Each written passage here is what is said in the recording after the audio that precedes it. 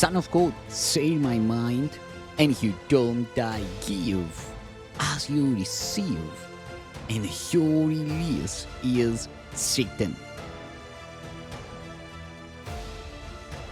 This teaching is the part 195 in the series How to Manifest Immortality Christ Forgiveness Season 2, and the name of this teaching is Your Function in the Atonement.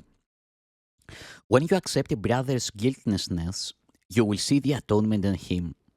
For by proclaiming it in him, you make it yours, and you will see what you sought. You will not see the symbol of your brother's guiltlessness shining within him while you still believe it is not there. His guiltlessness is your atonement. His guiltlessness is your atonement. Grant it to him, and you will see the truth of what you have acknowledged. Yet truth is offered first to be received, even as God gave it first to his Son. The first in time means nothing, but the first in eternity is God the Father, who is both first and one. Beyond the first, there is no other, for there is no order, no second or third, and nothing but the first. You, who belong to the first cause, created by him like unto himself and part of him, are more than merely guiltless. The state of guiltlessness is only the condition in which what is not there has been removed from the disordered mind that thought it was. This state, and only this, must you attain with God beside you. For until you do, you will still think that you are separate from him. You can perhaps feel his presence next to you, but cannot know that you are one with him. This cannot be taught. Learning applies only to the condition in which it happens of itself. When you have let all that obscured the truth in your most holy mind be undone for you, and therefore stand in grace before your Father, he will give himself to you as he has always done. Giving himself is all he knows, and so it is all knowledge. For what he knows not cannot be, and therefore cannot be given. Ask not to be forgiven, for this has already been accomplished. Ask rather to learn how to forgive and to restore what always was to your unforgiving mind. Atonement becomes real and visible to those who use it. On earth, this is your only function, and you must learn that it is all you want to learn.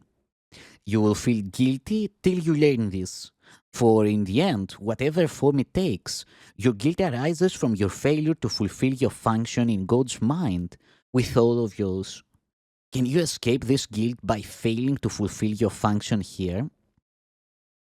You need not understand creation to do what must be done before that knowledge would be meaningful to you. God breaks no barriers, neither did he make them. When you release them, they are gone. God will not fail, nor ever has in anything. Decide that God is right and you are wrong about yourself. He created you out of himself, but still within him. He knows what you are. Remember that there is no second to him. There cannot therefore be anyone without his holiness, nor anyone unworthy of his perfect love. Fail not in your function of loving in a loveless place, made out of darkness and deceit, for thus are darkness and deceit undone. Fail not yourself, but instead offer to God and you, his blameless Son. For this small gift of appreciation for his love, God himself will exchange your gift for his.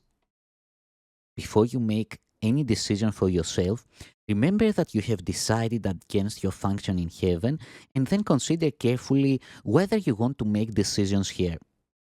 Your function here is only to decide against deciding what you want, in recognition that you do not know. How then can you decide what you should do? Leave all decisions to the one who speaks for God and for your function as he knows it. So will he teach you to remove the awful burden you have laid upon yourself by loving not the Son of God and trying to teach him guilt instead of love. Give up this frantic and insane attempt that cheats you of the joy of living with your God and Father, and of waking gladly to his love and loveliness, to his love and holiness that join together as the truth in you, making you one with him. When you have learned how to decide with God, all decisions become as easy and as right as breathing. There is no effort, and you will be led as gently as if you were being carried down a quiet path in summer. Only your own volition seems to make deciding hard. The Holy Spirit will not delay in answering your every question what to do. He knows, and He will tell you and then do it for you.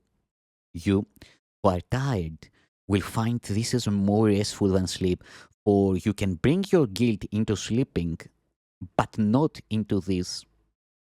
Unless you are guiltless, you cannot know God, whose will is that you know Him. Therefore, you must be guiltless. Yet, if you do not accept the necessary conditions for knowing Him, you have denied Him and do not recognize Him, though He is all around you. He cannot be known without His Son, whose guiltlessness is the condition for knowing Him. Accepting His Son as guilty is denial of the Father so complete, that knowledge is swept away from recognition in the very mind where God Himself has placed it. If you would but listen and learn how impossible this is, do not endow Him with attributes you understand. You made Him not, and anything you understand is not of Him. Your task is not to make reality. It is here without your making, but not without you. You who have tried to throw yourself away and valued God so little, hear me speak for Him and for yourself. You cannot understand how much your Father loves you, for there is no parallel in your experience in the world to help you understand it. There is nothing on earth with which it can compare, and nothing you have ever felt apart from Him resembles it ever so faintly. You cannot even give a blessing in perfect gentleness. Would you know of one who gives forever and who knows of nothing except giving? The children of heaven live in the light of the blessing of their Father because they know that they are guiltless. The atonement was established as the means of restoring guiltlessness to minds that have denied it and thus denied heaven to itself. Atonement teaches you the true condition of the Son of God. It does not teach you what you are or what your Father is. The Holy Spirit, who remembers this for you, merely teaches you how to remove the blocks that stand between you and what you know. His memory is yours. If you remember what you have made, you are remembering nothing. Remembrance of reality is in Him, and therefore in you. The guiltless and the guilty are totally incapable of understanding one another. Each perceives the other as like himself, making both unable to communicate because each sees the other unlike the way he sees himself. God can communicate only to the Holy Spirit in your mind because only He shares the knowledge of what you are with God. And only the Holy Spirit can answer God for you, for only He knows what God is. Everything else that you placed within your mind cannot exist, for what is not in communication with the mind of God has never been. Communication with God is life. Nothing without it is at all.